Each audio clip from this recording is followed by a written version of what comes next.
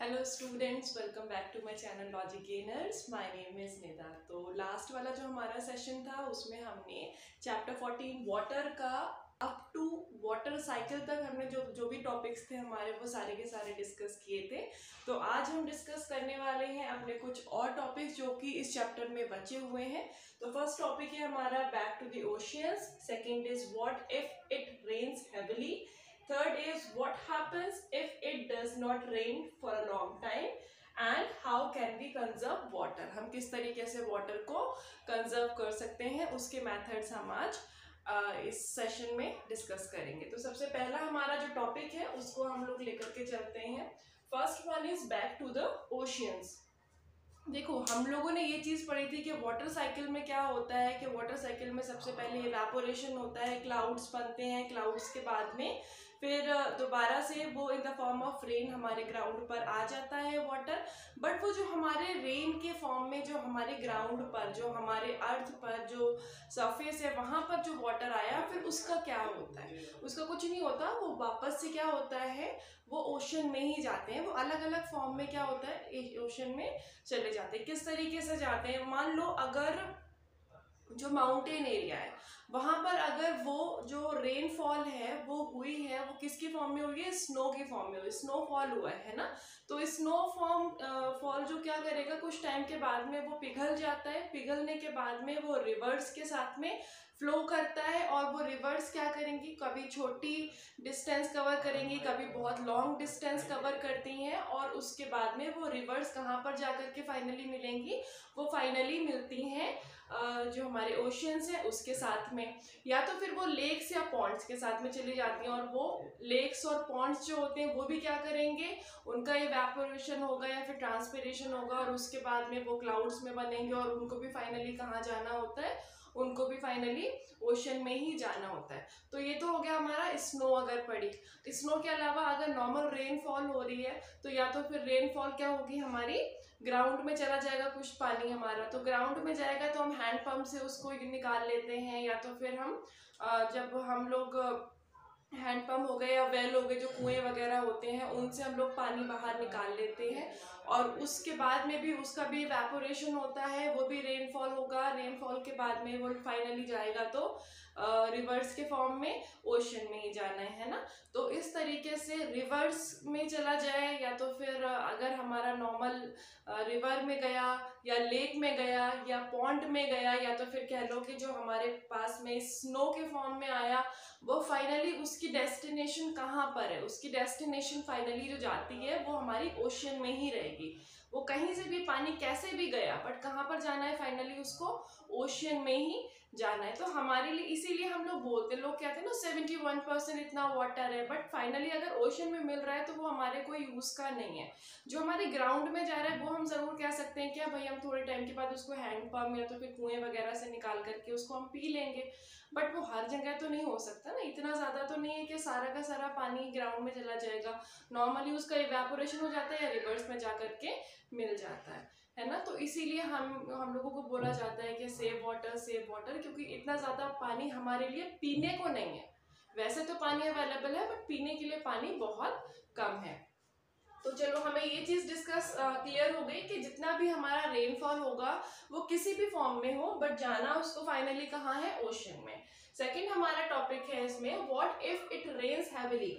मान लो हमारी जो रेन है वो बहुत ज्यादा होती है, तो उस केस में क्या होगा? देखो, हमारा जो पूरा अर्थ है ना उस पे क्या हो रहा है कि हर एक प्लेस पर या तो फिर टाइम ड्यूरेशन या तो फिर कह लो कि सीजन मान लो, उसके अकॉर्डिंग क्या होता है, अलग अलग टाइप की रेनफॉल होती है, अलग अलग टाइम होगा, अलग अलग सीजन होगा।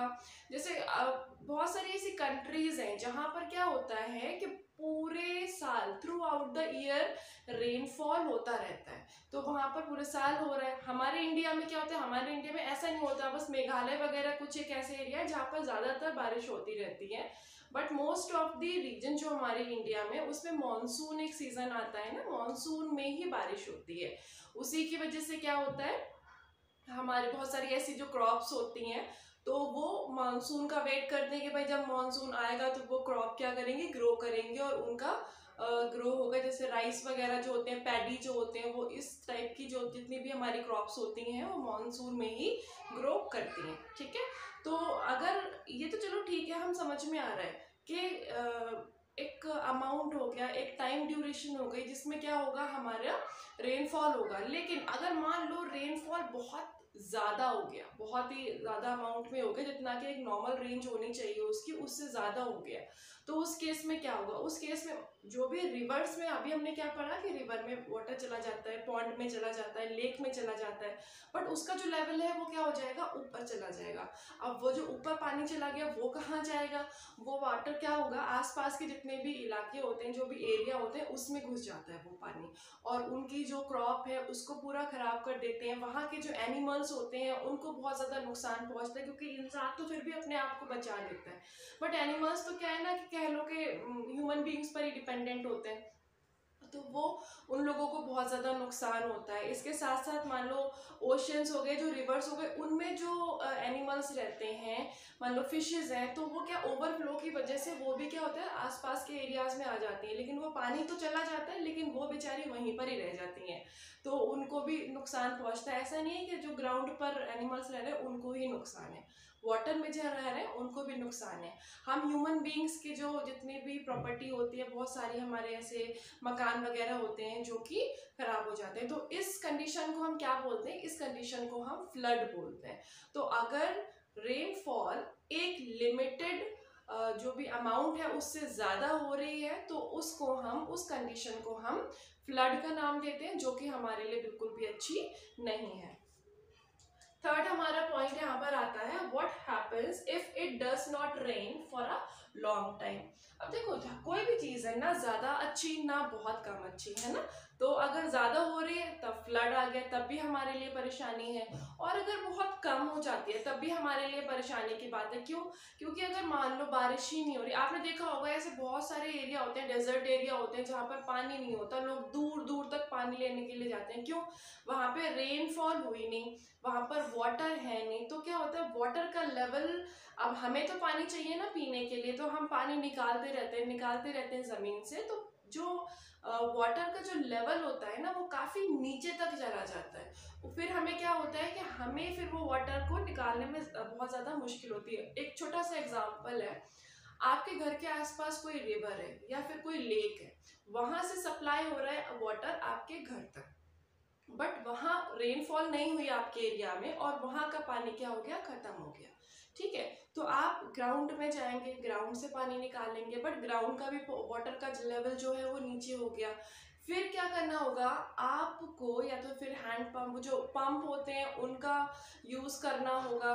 ठीक है, मोटर वाले जो पंप आते हैं तो मोटर यूज करनी होगी, वो भी हर कोई अफोर्ड नहीं कर पाता है ना, तो वहाँ पे परेशानी है। फिर आपको हो सकता है कहीं दूर जाना पड़े पानी के लिए, जहाँ पर पानी अवेलेबल है, तो हमारा जो जनजीवन है ना वो बिल्कुल अस्त व्यस्त हो जाता है, बहुत ज़्यादा परेशानी होती है। तो इस जो कंडीशन है जहाँ पर वाटर की बहुत ज़्यादा कमी हो रही है due to lack of rain, that condition is called drought. उसको हम ड्रॉट कहते हैं, जिसको हम हिंदी में सूखा पड़ना कहते हैं, कि उससे सूखा पड़ गया। ठीक है, तो उसमें भी पानी, वही चीज़ हो गई कि ह्यूमन बींग्स भी परेशान होते हैं, उसमें बहुत सारी जो ऐसी चीज़ें हैं जो रेनफॉल की वजह से जो हमारे क्रॉप्स हो रहे हैं वो भी नहीं हो पाएंगे, हमारे जो किसान भाई हैं वो भी परेशान होते हैं, इसके अलावा जो एनिमल्स हैं वो भी हमेशा हर चीज़ में ही परेशान हो रहे हैं, तो उनको भी बहुत ज़्यादा दिक्कतों का सामना करना पड़ता है। ठीक है, हमारा नेक्स्ट टॉपिक आता है, how can we conserve water. अब हम बात करते हैं, हमें ये चीज़ तो समझ में आ गई कि पानी हमारे लिए कितना ज़्यादा इम्पॉर्टेंट है। ऑल्दो जो पानी है 71% है, बट वो 71% पानी पीने के लायक नहीं है ना, तो हमें क्या करना है, जो पानी हमारे पीने के लायक है एटलीस्ट हम उसको तो बचाएं। क्योंकि क्या हो रहा है, आज हमारे अर्थ पर पॉपुलेशन बढ़ती जा रही है, बट वाटर तो नहीं बढ़ता जा रहा ना, पीने के लिए पानी उतना ही है, तो वो क्या हो रहा है कि पानी उतना ही है, पॉपुलेशन बढ़ रही है और आगे भी बढ़ेगी ही बढ़ेगी। तो ये हमारे लिए बहुत ज़्यादा एक कह सकते हैं कि सोचने वाला ये हमारे लिए टॉपिक है कि हमें इसको हम कैसे बचाएं, अपने जो वाटर है उसको हम किस तरीके से कंजर्व कर सकते हैं, ज़्यादा वेस्ट ना हो हमारा पानी, तो उस पर हमें ये सच में हमें सोचने की ज़रूरत है। अब इसके कुछ मेथड्स हैं, जैसे कि मान लो रेनफॉल, हम कहते हैं ना कि सबसे अच्छा सोर्स है हमारे वाटर का रेनफॉल, तो उसमें एक सबसे अच्छा हमारा एक मेथड होता है to conserve the water, that is rain water harvesting. तो चलो उसको एक बार डिस्कस कर लेते हैं, that how can we harvest जो हमारा रेन वाटर है उसको हम किस तरीके से हार्वेस्ट कर सकते हैं।